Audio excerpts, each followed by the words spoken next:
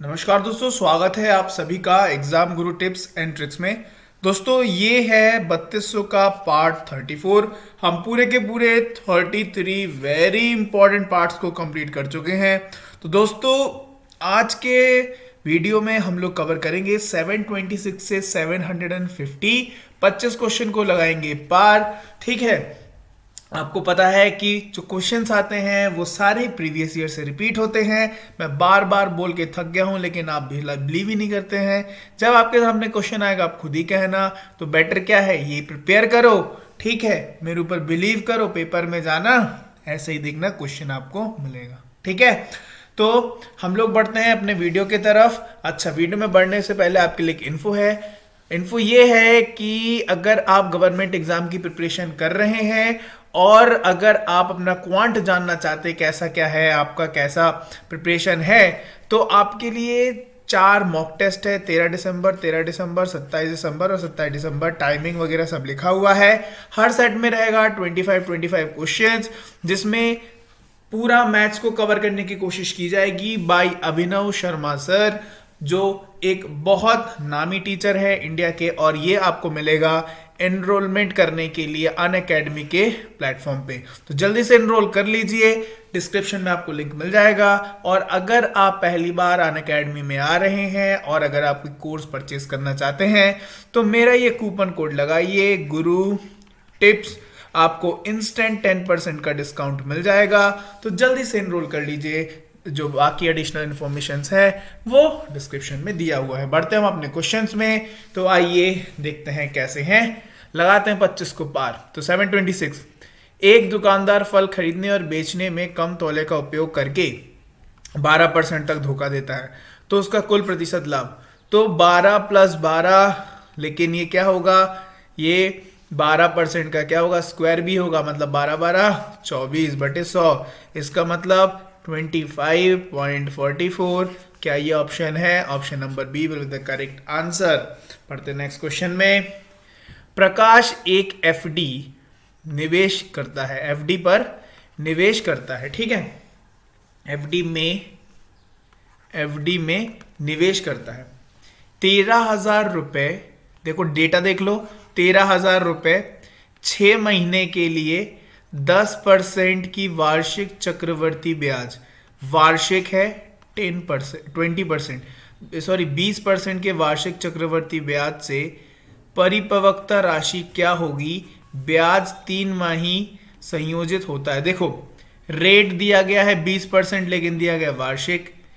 13,000 की कहानी है, 6 महीने के लिए है, लेकिन क्या बोला, 3 माही संयोजित होता है। इसका मतलब क्या हुआ, 13,000 अमाउंट हो गया। ठीक है, उसके बाद सॉरी प्रिंसिपल हो गया। 13,000 क्या हो गया, प्रिंसिपल हो गया।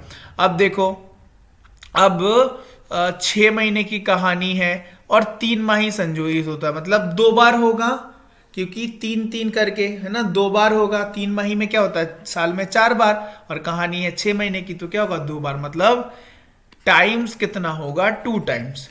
ठीक है, इतना लिख लो बस। ठीक है, अब देखो रेट की कहानी 20% करके है, और एक साल में अगर हमारा 4 बार होता है तो 20/4 रेट हो गया, मतलब 5% के हिसाब से चलेगा। इसका मतलब 13,000 2 बार चलेगा, मतलब 2 साल का केस ले लो, 2 साल एज्यूम करके 5% के रेट पे। तो इसका 10% ये, इसका 10, 650, और इसका दूसरे साल भी पड़ेगा कितना, 5%। 1% 10% है 65, तो 5% क्या होगा, 33 और 33.5, सॉरी 32.5, 25, हाँ 32.5। ठीक है, तो अब देखो इन सबको जोड़ दो, आपके सामने आंसर आ जाएगा 1200, 1300, 1300, और ये और जोड़ दो 32। लेकिन क्या को जोड़ना, देखो ना 0.5 में एक ही ऑप्शन है। आंसर लगाओ, आगे बढ़ो। ठीक है, नेक्स्ट। टेबल इसके आंकड़े देता है कि वर्ष से विभिन्न राज्यों से एक प्रतियोगिता परीक्षा में आवेदन हेतु उम्मीदवार की संख्या और उसमें उत्तीर्ण उम्मीदवारों की संख्या। देखो जैसे ये वर्ष दिया गया 1 2 3 4 5, कलर यूज करता हूं दूसरा 1 मिनट। तो देखो यहाँ पर एक एम है, राज्य अलग अलग दिए गए हैं, ठीक है, ये क्या दिखा रहा है, राज्य हैं। अब देखो 1997 में अप्लाई किया है इतने लोगों ने एम राज्य में और क्वालिफाई हुए हैं इतने, ठीक है। तो सिमिलरली 3 हुए हैं, ठीक है। तो वही ये टेबल हमको बता रहा है, समझ में आ गया टेबल। अब क्वेश्चन पढ़ते हैं, देखो क्वेश्चन में क्या बोल रहा है। क्वेश्चन में आपका बोल रहा है साल 2000 में सभी राज्यों से उम्मीदवारों के आवेदन की कुल संख्या 2001 साल में सभी राज्यों के उम्मीदवार के आवेदन की कुल संख्या का लगभग कितने प्रतिशत है। देखो 2000 की कहानी और 2001 की कहानी, मतलब मुझे कौन सा वाला लेना है, सिर्फ ये, और अभी इस पे फोकस करना है, ठीक है। क्या बोल रहा है, साल 2000 में सभी राज्यों से उम्मीदवार के आवेदन की कुल संख्या, तो कुल संख्या क्या होगा, उन सबको जोड़ दो, ठीक है। इन सबको जोड़ोगे तो आपका कितना आएगा, आपका जाएगा, यहां मैं लिखता हूं इन सब का टोटल, राइट, इन सब का टोटल लेता है 42,050, ठीक है। तो 42,050, ठीक है, इतने लोग हो गए।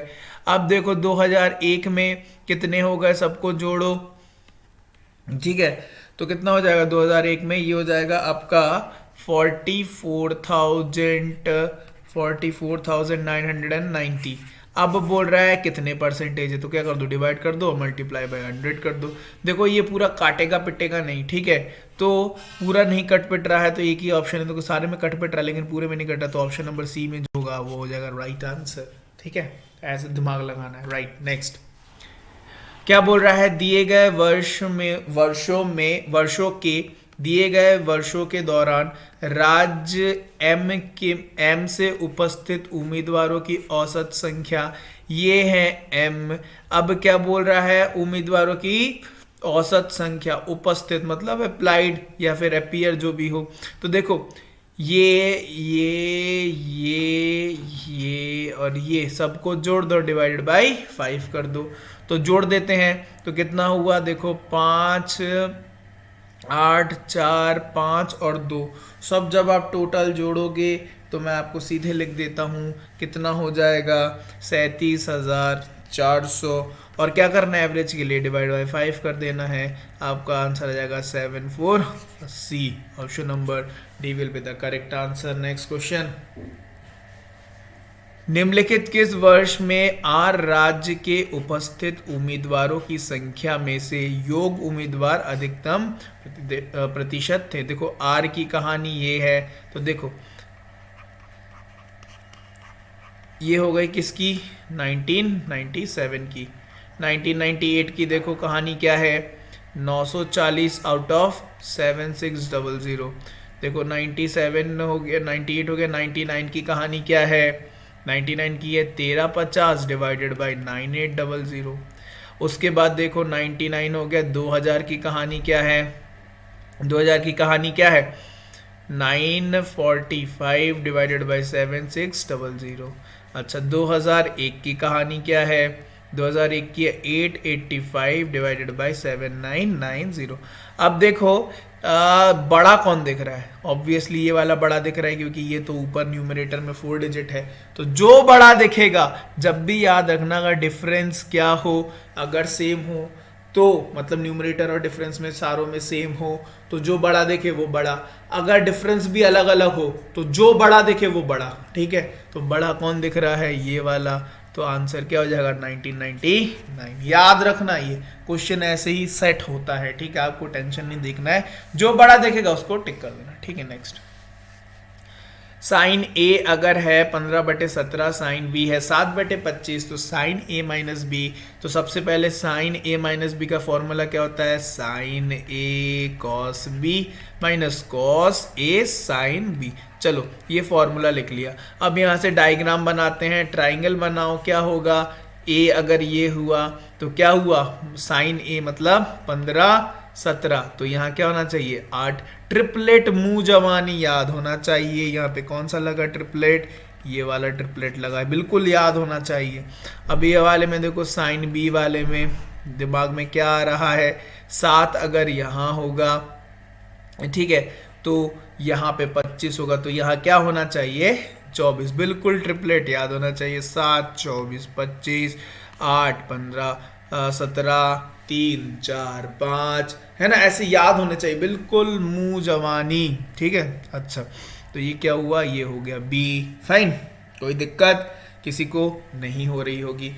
अच्छा, अब बस वैल्यू पुट करना है यहाँ पे चीज़ों की और अपना आंसर लाना। तो देखो साइन ए तो यहीं दिया हुआ, सीधे लिख देता हूँ 15/17 multiply by cos B. Cos B मतलब ये वाली कहानी, कॉस मतलब perpendicular base, base divided by hypotenuse 25। अच्छा, अब माइनस कॉस ए मतलब इसकी कहानी, इसका मतलब क्या, बेस अपॉन हाइपो मतलब कितना 17 मल्टीप्लाई बाय साइन बी मतलब परपेंडिकुलर अपॉन 25। ठीक, तो ये हो गया। अब इसको सॉल्व करना है। क्या सॉल्व करना है, नहीं करना है सॉल्व। देखो क्यों नहीं करना है, सब में देखो ये क्या 17 इंटू 25, यहाँ पे भी 17 इंटू 20 मतलब नीचे जो है वो सेम आएगा। देखो 425 425 425 सेम सेम है।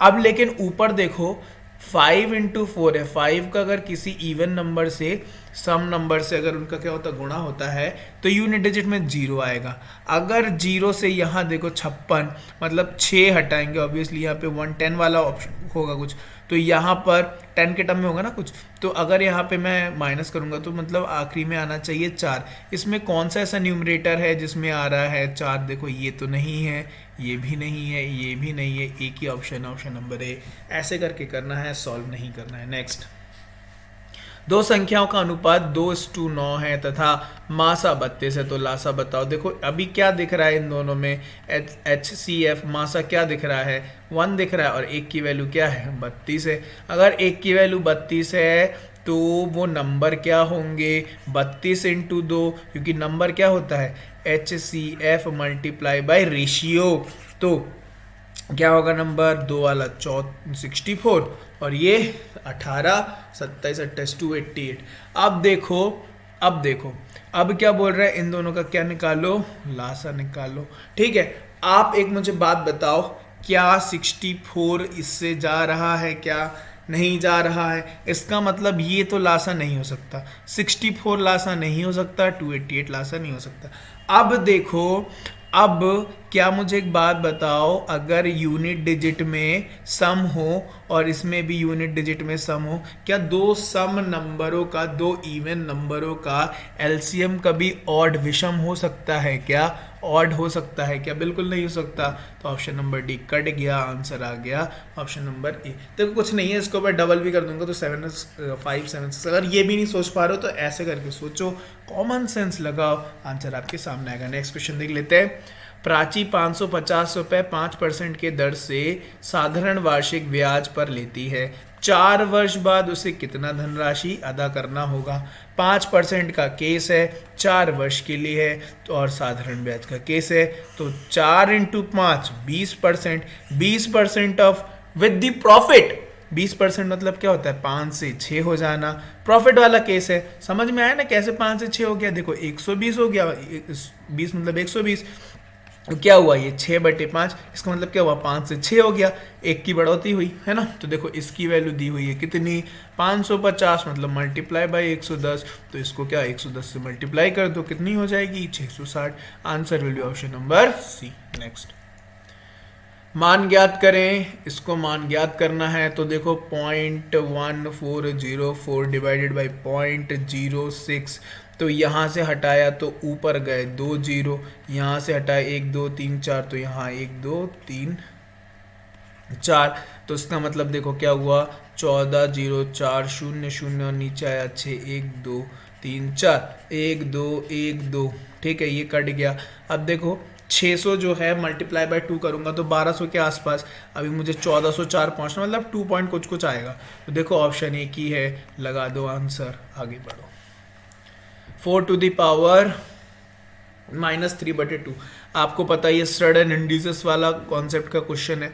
तो 4 को मैं लिख सकता हूँ 2 टू द पावर 2 और यहाँ मल्टीप्लाई में हो जाएगा, क्योंकि अगर x to the power y into Z है तो ये क्या हो जाता है x to the power y into Z हो जाता है। ठीक है, तो ये क्या हुआ 2 टू द पावर 2 और यहाँ पे क्या -3/2, ये 2 से 2 गया तो इसको मैं लिख सकता हूँ 2 टू द पावर -3। तो इसको एक रूप में और लिख सकते हैं 1/2 का क्यूब, तो वही है 1/2 का क्यूब मतलब 8। ऑप्शन नंबर क्या हो जाएगा, option number C will be the correct answer. Next question में आगे बढ़ते हैं। एक डेटा सेट का क्या बोल रहा है, प्रसरण क्या है 361 है, तो मानक विचलन निकालो।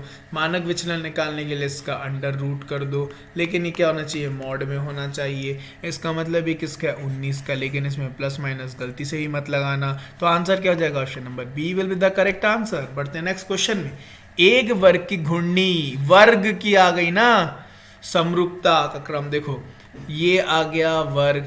ठीक है, अब इसको भाई किसी भी तरफ से घुमाओ, याद रखना लेकिन उतने साइड होने चाहिए, उतने साइड होने चाहिए। जैसे हमने ट्राइंगल देखा था, अगर मतलब तीनों साइड सेम हो तो किसकी घूर्णी कितनी हो रही थी 3, लेकिन साइड 3 होने चाहिए। इसमें 4 साइड और चारों की लेंथ क्या है सेम, इसका मतलब कहीं से भी घुमाओ, कहीं से भी घुमाओ ये ऐसा ही दिखने वाला है। ठीक है, तो कितनी हो जाएगी इसकी घूर्णी, समझ गए। नेक्स्ट, कल हमने पतंग वाला किया था। पतंग वाला कैसा शेप का था, पतंग वाला कहाँ गया, पतंग वाला ऐसा शेप का था, यू पूरा, है ना। तो ऐसे में तो सिर्फ एक ही तरफ दिख सकता था। नेक्स्ट पढ़ते हैं। ठीक है, तो 4432 और 3324 का मासा निकालने के लिए मैंने आपको बताया था इन दोनों में डिफरेंस निकाल दो। 4432 और 3324 इन दोनों में क्या निकालो, डिफरेंस निकालो। देखो कितना डिफरेंस आ रहा है, 6 और ये आ रहा 1108 का डिफरेंस। अब देखो क्या ये 1108 इससे जाता है क्या, सॉरी 4432 क्या 1108 से जाता है, बिल्कुल मल्टीप्लाई बाय 4, क्या ये जाता है, बिल्कुल मल्टीप्लाई बाय 3। इसका मतलब क्या हो गया, HCF, यही हो गया हाईएस्ट कॉमन फैक्टर। तो ऑप्शन क्या हो जाएगा, option number C will be the correct answer. बढ़ते हैं नेक्स्ट क्वेश्चन में। गणना कीजिए। ठीक है, तो क्या करना है, सिंपल 3668 डिवाइडेड बाई 525 माइनस में 9। अब देखो, अब एक कॉमन सेंस लगाओ, 500 है, 524 है। ठीक है, 524 यहाँ क्या क्या दिख रहा है, 3000 प्लस है, मतलब 6 बार अगर गया तो कहाँ 3000 प्लस में पहुंचूंगा, और इसका मैं मल्टीप्लाई बाय 6 करूंगा तो क्या होगा, ये कुछ 100 कुछ में आएगा। इसका मतलब मैं 3100 में कुछ रहूंगा।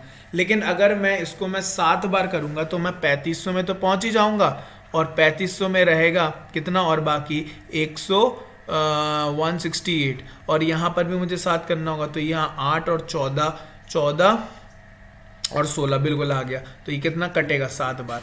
ठीक है, तो कितना हो गया 7 - 9 which is equal to -2। Option number, पता है छोटी छोटी चीज़ों में दिमाग लगाओगे ना तो आप क्वेश्चन को बहुत जल्दी कर पाओगे। आंसर नहीं लाना होता है, हमेशा याद रखिएगा, MCQ में कभी भी आपको आंसर नहीं लाना होता है। आपको बस देखो यूनिट डिजिट कैसे करके कोई ऑप्शन को छाट के लगा सकते हो, वो होता है क्वेश्चन। देखो मैं आज आपको एक बात बताता हूँ, आप ये वाले जो क्वेश्चंस हैं ये तो थोड़े से आसान है, आई नो, थोड़े से जो और इससे अच्छे लेवल वाले क्वेश्चन है ना, अब ये वाले क्वेश्चंस अगर आप PhD होल्डर के पास लेके जाओगे और एक सरकारी नौकरी की प्रिपरेशन करने वाले के पास लेके जाओगे तो 1 घंटे में मैं दावा करता हूँ जो अच्छी प्रैक्टिस करता है वो 70 से 80 क्वेश्चन कर लेगा जो सरकारी नौकरी वाला कर पढ़ रहा है। और आप वही PhD वाले को दोगे ना तो वो 20 से 25 कर पाएगा। कारण पता है, नॉलेज लेकिन इसके पास ज़्यादा है PhD वाले के पास, ठीक है, लेकिन ये ज़्यादा नहीं कर पाएगा। गवर्नमेंट एग्जाम वाला जो बच्चा पढ़ रहा है वो जल्दी कर पाएगा। पता है क्यों? क्योंकि इसको पता है कैसे एलिमिनेट करके आंसर लाना है, लेकिन इनको नहीं पता है कैसे एलिमिनेट। ये तो पूरा का पूरा आंसर लाएंगे, लेकिन क्या लाने की जरूरत है? आप पूरा आंसर लाओ या यूनिट डिजिट लाओ के लाओ, बस टिक टिक आना ही तो है, ऑप्शन नंबर ABCD में से कोई एक, ठीक है। तो बस मैटर नहीं करता है, आपको क्या करना है, जल्दी करना है। तो जल्दी कैसे करना है मैं आपको छोटी छोटी चीजें बताता रहता हूं, नोट किया कर लिया करो बस। नेक्स्ट, दी गई संख्याओं में से किसका आरोही क्रम सही है? ठीक है, देखो 5/6 है, 11/12 है, 8/9 है। अभी मैंने बताया था डिफरेंस अगर सेम है, देखो एक का डिफरेंस है, एक का डिफरेंस है, एक का डिफरेंस है, तो मैंने बताया था जो बड़ा वो बड़ा। अगर ये तो सबसे बड़ा कौन दिख रहा है, 11/12, उसके बाद कौन बड़ा दिख रहा है, 8/9, और उसके बाद कौन दिख रहा है, 5/6, तो सबसे छोटा आरोही क्रम में हो गया, आरोही क्रम में हो गया, अंडरस्टूड। तो ये कौन सा जाएगा, option number C will be the correct answer. Next, दो संख्याओं का गुणनफल 15 68 तथा लासा 56, उनका मासा निकालो। सो आपको पता है गुणनफल इज इक्वल टू लासा इंटू मासा, तो क्या होगा, दूसरा नंबर मतलब मासा क्या निकल के आ जाएगा। अब देखो, अब यहाँ पे दिमाग लगाओ, 1568 और डिवाइडेड बाई 56। अब यहाँ पे सॉल्व करने मत बैठ जाना। अब देखो क्या कैसे दिमाग लगाएंगे। यहाँ पे देखो ऐसा कौन सा ऑप्शन है, देखो सारे में 8 है, सारे में क्या है 8, मतलब 6 8 जा 48, 48 का यहाँ पे भी 8 है, मतलब सब में 8 है। लेकिन यहाँ देखो, अब यहाँ पे क्या बोल रहा है, 56 है। अगर मैं यहाँ पे ये ऑप्शन पकड़ लूँ तो मैं ये दो तो सिंपली काट दूंगा, देखूंगा अरे ये तो काफ़ी बड़े हैं, ठीक है। अब उसके बाद मैं दिमाग क्या लगाऊंगा, अगर मैं इसको 50 भी ले लेता हूँ, सपोज इसको मैं 50 भी लेता हूँ, 50 इंटू 30 करता हूँ, ठीक है, 50 इंटू 30 तो 150, लेकिन ये 6 भी है तो ये क्या हो जाएगा, 30 से ज़्यादा हो जाएगा। मतलब ऐसा कौन सा ऑप्शन है जिसमें 8 भी हो आखिरी में सारे में है और वो 30 से कम भी हो, मतलब वो क्या होना चाहिए, 28 होना चाहिए। तो देखो आंसर आ गया, सॉल्व करने की क्या ज़रूरत है, नहीं है। 95 रुपए को 2:3:6:8 के अनुपात में विभाजित किया जाए तो रुपए उनके संबंधित अनुपात में होंगे। देखो यहाँ 6 है, कटने वाला 6 से एक ही है, 56 वाला लगा दो आंसर। क्या आगे बढ़ना है, नहीं बढ़ना है। नेक्स्ट, गणना कीजिए। तो ये गणना है, तो देखो ये वाले क्वेश्चन भैया बहुत लोग के फंसते, दिखते बड़े आसान है लेकिन करने बैठोगे ना टाइम में प्रेशर में गलत हो जाओगे। जब भी याद रखना ऐसे डिवाइड वाला साइन हो उसको क्रॉस करके मल्टीप्लाई में कन्वर्ट कर लेना। तो ये किया मल्टीप्लाई बाई 145,543 मल्टीप्लाई बाई 8। अब देखो, अब इसमें फिर वही दिमाग लगाओ। देखो 8 के 8 दूनी 16, 3 8 24, मतलब यहां पर नीचे जो नंबर आएगा उसके आखिरी में भी क्या रहेगा, 4, ठीक। अब 4 4 में कब जाएगा, ठीक है, देखो शून्य के कारण, लेकिन देखो ऐसा कोई यहाँ पे नंबर नहीं बनेगा जो, क्यों 60 तो हो नहीं सकता। कारण क्यों नहीं हो सकता, क्योंकि ये फुल डिजिट नहीं है, ये फुल डिजिट नहीं है। अगर इसके पास 0 होता कोई तो मैं बोल सकता था हाँ आखिरी में 0 आ सकता है। देखो दूसरा वाला ऑप्शन में क्या बोल रहा है, आखिरी में 4 है, यहाँ पे खुद 4 आ रहा है, 4 4 जा 4 4 जा 16, मतलब यहाँ पे तो 6 आना चाहिए लेकिन यहाँ पे तो 4 है, इसका मतलब ये वाला भी नहीं होगा, ये वाला भी नहीं होगा। ऑप्शन नंबर 3 देखो तो, डी देखो तो 8 है, 8 4 जा 32, यहाँ पे क्या 2 है, आखिरी में नहीं है। देखो ऑप्शन नंबर सी देखो तो 6, ठीक है, 6 जैसे ही देखोगे 4 इंटू 6 24, हाँ 24 तो 4 है, यही आंसर लगा दोगे। ऐसे दिमाग लगाना है। नेक्स्ट, मैं आपको बस तरीका दिखा रहा हूँ, पेपर में जो भी हो कुछ अपना दिमाग खोल के पेपर लगाना, ठीक है। 1/2 बहुलक निकालना है, 1/2 3 बार है, सबसे ज़्यादा ये जगह कि 1/4 और 1/4 2 बार है, 3/4 2 बार है। आंसर क्या हो जाएगा, 1/2 विल बी द करेक्ट बहुलक। नेक्स्ट, हल करना है, सिंपल, x को इस तरफ भेजो और जो 4 है उसको इस तरफ भेजो, तो क्या हो जाएगा 6x will be equal to how much, 7x will be equal to 7/6। इसको डिवाइड करो तो क्या हो जाएगा 1/6 है ये answer. Option number B is the right answer. Next, एक एयरमैन के रूप में लोहित आयुष से दुगना सक्षम है। 2 लोग हैं, लोहित और आयुष। चलो दुगना सक्षम कौन है, लोहित आयुष से, ठीक है। तथा वह मिलकर एक कार्य को 17 दिनों में समाप्त करते हैं। क्या वो मिलकर है, बिल्कुल, मतलब मिलकर, मतलब 3 इंटू टोटल काम कितना जाएगा 17, ठीक है, 17 दिन में कंप्लीट कर सकते हैं। तो आयुष अकेला उस कार्य को कितने दिनों में समाप्त करेगा। आयुष की एफिशिएंसी 1 है, टोटल काम 3 इंटू 17 है, डिवाइडेड बाई 1 कर दो। आयुष इस काम को इतने दिनों में कर देगा, तो कितना कर देगा 51। Option number B will be the correct answer. Next question देखते हैं। एक वस्तु को 4% तथा 10% के लाभ पर बेचने पर विक्रय मूल्य में 3 रुपए का अंतर है, दोनों के विक्रय मूल्य के अनुपात निकालो। तो 4% और 10% डिफरेंस क्या हुआ कहानी, 6% की वैल्यू क्या है 3 रुपए, तो 100% की वैल्यू हो गई यूं।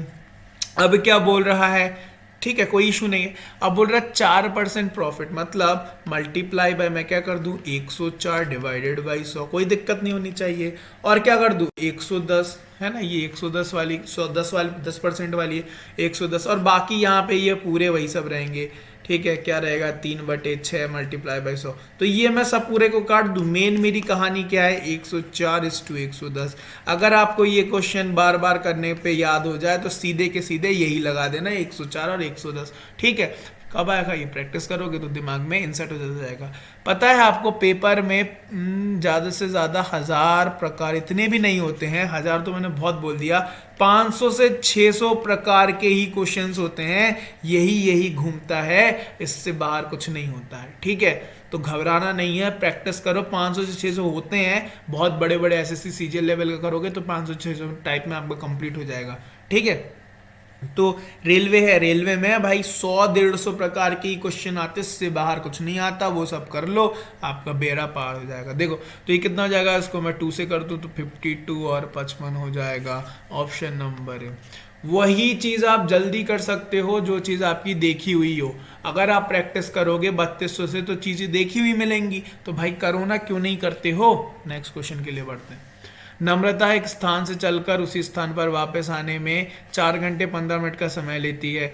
चल के आने और वाहन से वापस आने में दोनों रास्ते में 5 घंटे 30 मिनट तय कर सकती है, उस दोनों रास्तों में वापस आने में लगने वाला समय। क्वेश्चन है गलत, कुछ भी बता दिया गया है, मैं बताता हूँ क्वेश्चन है कि एक्चुअल में बोल रहा है कि अगर वो पैदल जाती है और कार से आती है, ठीक है, तो उसको लगते हैं क्या, उसको लगते हैं 4 घंटे 15 मिनट।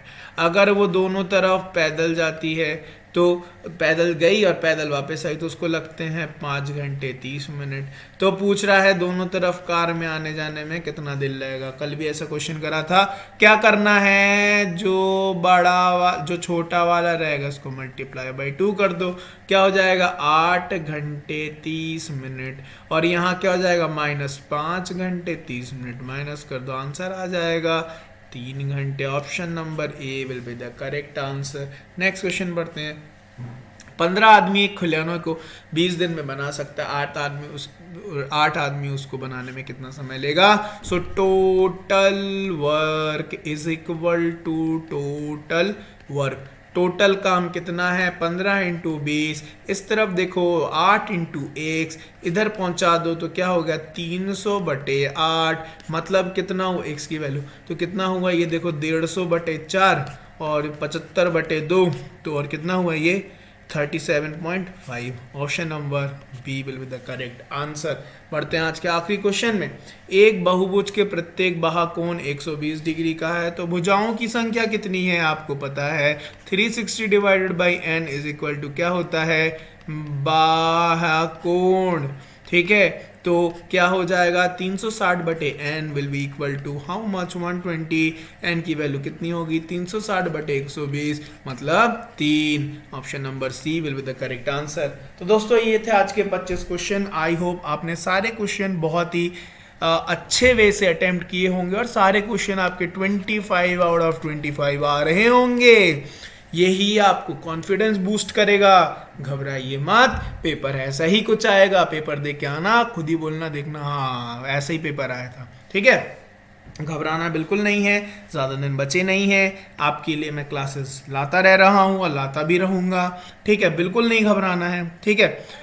तो दोस्तों अगर आपको वीडियो पसंद आया तो वीडियो को लाइक ज़रूर करना, अपने नीडी दोस्तों के साथ शेयर करना जिनको ज़रूरत है, और चैनल को सब्सक्राइब नहीं किया है तो जल्दी से exam Guru tips and tricks को सब्सक्राइब कर लेना, क्योंकि मैं रोज़ाना आपके लिए ऐसे ही वीडियोस ला रहा था और लाता रहूँगा। और अगर आप इसका PDF प्राप्त करना चाहते हैं तो डिस्क्रिप्शन में लिंक है टेलीग्राम चैनल का, तो वहाँ जाइए, ज्वाइन कर लीजिए और वहाँ पर आपको ये प्रोवाइड हो जाएगा। मिलते फिर आपसे नेक्स्ट वीडियो में, तब तक के लिए bye bye and have a nice day.